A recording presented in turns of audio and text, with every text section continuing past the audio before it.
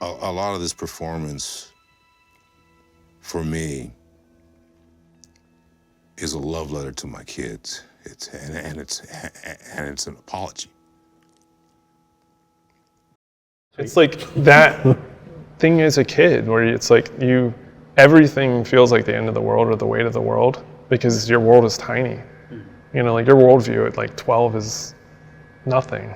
You know, it's like maybe you've been out of state, maybe out of country if you're lucky. You know what I mean? So like it's small, and every time it gets opened up, you change. And I think it's what's funny. A lot of people are like, "Oh, why would he make this decision? Or why would he do this?" Like, did you not remember what it was like to be 14 years old? Like, come on, like people doing some really dumb stuff. Yeah.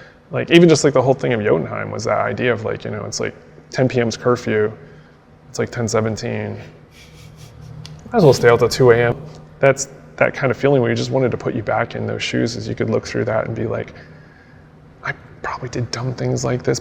That was really just it, to make you have that feeling of being a kid again. And I know for some God of War fans that's a leap, and it's not everyone's favorite level, but it was very important for Atreus because all the things that happen after that don't work if you don't have that moment of just seeing him be a kid, you know what I mean, and just be free, you know, just to think and talk and discuss things. I think it really comes down to like almost like I'm gonna get this a little messed up because I haven't said it in a long time, but the kind of like thesis statement of 2018 was like, you know, could a boy teach a monster to be a man, and could a father, you know, teach his son to be a better God? It's something along those lines. And then for this was like, you know, what kind of, you know, man would Kratos be without his son, and what kind of God will Atreus be without his father? You know, because we know would they go back into their old ways? Would he become the Loki that we all know in the myth, a super trickster, just terrible kind of thing?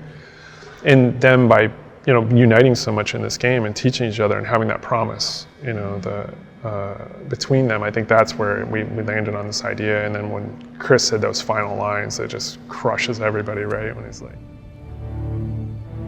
Loki will go. Atreus remains.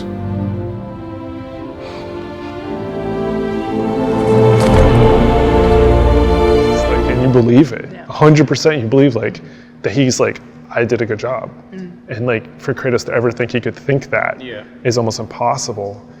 And then that leads into him going to see the path on the backside of the other mural. I mean, that was like for us like the magic moment, and you know, that was one of those where I think, you know, Chris was like, I got like 2 takes at me because I'm gonna put everything into this and make sure we get it now. And he just left it all hanging out because everybody gets it. You see it in his face. And you're just like, is he gonna do? Oh my God, you know what I mean? Like, he just hangs in there for the moment. He just sits right on that edge, but he's got you right there with him.